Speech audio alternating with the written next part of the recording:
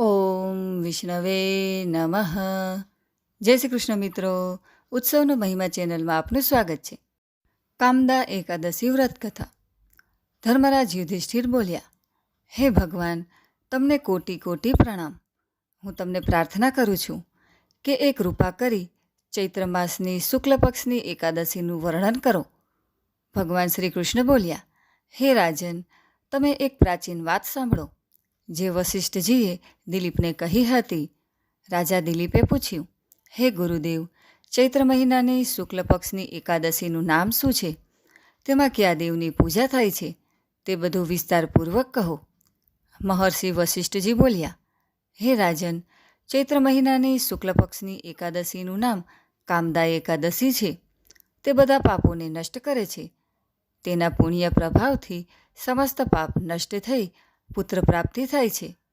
આ વ્રતથી કુયોની છૂટી જાય છે અને અંતમાં સ્વર્ગની પ્રાપ્તિ થાય છે. હવે હું આનું મહાત્મ્ય કહું છું, તે ધ્યાનપૂર્વક સાંભળો. પ્રાચીન કાળમાં ભોગીપુર નામનું એક નગર હતું.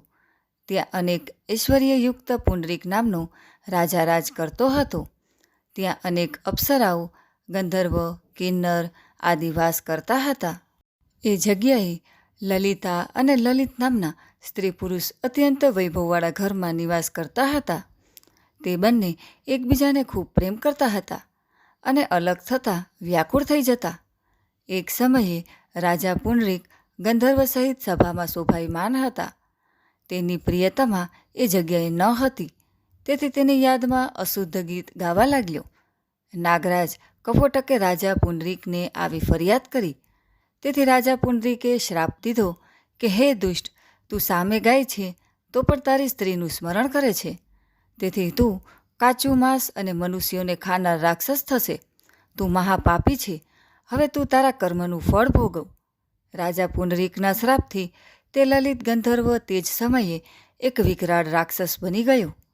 તેનું મુખ ભયાનક થઈ ગયું. તેના નેત્ર સૂર્ય ચંદ્ર સમાન પ્રદીપ્ત થવા લાગ્યા. મોંમાંથી અગ્નિ નીકળવા લાગ્યા. તેના મસ્તક પરના વાળ પર્વત પર ઉગેલા વૃક્ષની જેમ લાગતા હતા. તેની બંને ભુજાઓ 2-2 યોજન લાંબી થઈ ગઈ. તેનું શરીર 8 યોજના થઈ ગયું.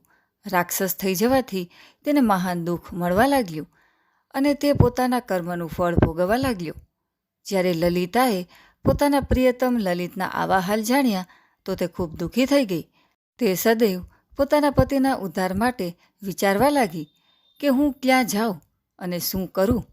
આ બાજુ તે રાક્ષસ ઘોર વનમાં રહેવા લાગ્યો અને અનેક પ્રકારના પાપ કરવા લાગ્યો. તેની સ્ત્રી લલિતા પણ તેની પાછળ પાછળ જતી અને વિલાપ કરતી. એક દિવસ પોતાના પતિની પાછળ ફરતા ફરતા વિંધ્યાચળ પર્વત ચાલી ગઈ. ત્યાં તેણે શૃંગી ઋષિનો આશ્રમ જોયો. તે આશ્રમમાં જઈ ઋષિના સન્મુખ જઈને પ્રણામ કરવા લાગી. એ સમયે તેને આશ્રમમાં જોઈ શૃંગી ઋષિ બોલ્યા, હે સુભગે, તું કોણ છે અને અહીં શા માટે આવી છે? લલિતા બોલી, હે મુનિ, હું વીરધન્યા નામક ગંધર્વની કન્યા લલિતા છું. મારા પતિ રાજા પુંડરીકના શ્રાપથી એક ભયાનક રાક્ષસ થઈ ગયા છે. તેનાથી મને દુઃખ થાય છે. તમે તેને રાક્ષસ યોનિમાંથી છૂટવાનો કોઈ ઉપાય બતાવો. ત્યારે શૃંગી ઋષિ બોલ્યા, હે ગંધર્વ કન્યા લલિતા, તું ચૈત્ર મહિનાની શુક્લ પક્ષની એકાદશી, જેનું નામ કામદા એકાદશી છે, તેનું વ્રત કરવાથી મનુષ્યના સમસ્ત કાર્ય સિદ્ધ થાય છે. જો તું આ વ્રત પુણ્ય પોતાના પતિને આપશે તો તે શીઘ્ર જ રાક્ષસ યોનિથી છૂટી જશે અને રાજાનો શ્રાપ શાંત થઈ જશે.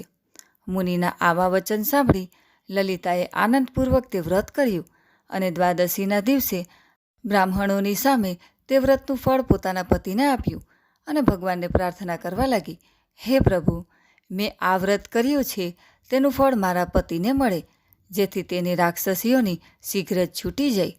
એકાદશીનું ફળ દેતા તેનો પતિ રાક્ષસીઓનીમાંથી છૂટીને પોતાના મૂળ સ્વરૂપમાં આવી ગયો. તે અનેક સુંદર વસ્ત્રો અને આભૂષણોથી અલંકૃત થઈને પહેલાંના જેમ લલિતાની સાથે વિહાર કરવા લાગ્યો. કામદા એકાદશીના પ્રભાવથી તે વધુ સુંદર થઈ ગયો. તેઓ પુષ્પક વિમાનમાં બેસી સ્વર્ગલોકમાં ચાલ્યા ગયા. તો મિત્રો, આજના વિડીયોમાં આપણે કામદા એકાદશીની વ્રત કથા વિશે વાત કરી વિડીયો પસંદ આવે તો લાઇક શેર કરી કોમેન્ટમાં જય શ્રી વિષ્ણુ જરૂરથી લખજો. અને અમારી આ યુટ્યુબ ચેનલ જો તમે પહેલીવાર જોઈ રહ્યા હોય તો સબસ્ક્રાઈબ જરૂરથી કરજો. સર્વે ભક્તોને મારા જય શ્રી કૃષ્ણ.